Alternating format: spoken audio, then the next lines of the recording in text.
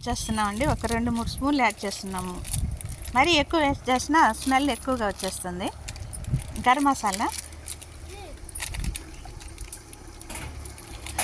కొద్దిగా chilli powder add చేస్తామండి. కారం కోసం కొద్దిగా చిల్లీ పౌడర్ కూడా 1 స్పూన్ యాడ్ చేస్తున్నాం. అంటే లైట్గా, మరీ కారం అయితే బాగుండేది కదండి బిర్యానీకి. మా అత్తగారు మా పాపకు బిర్యానీ కారం ఉంటే వాళ్ళు తినరు.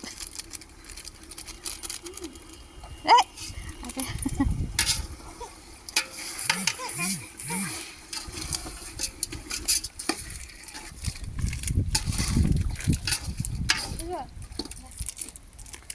ఇప్పుడు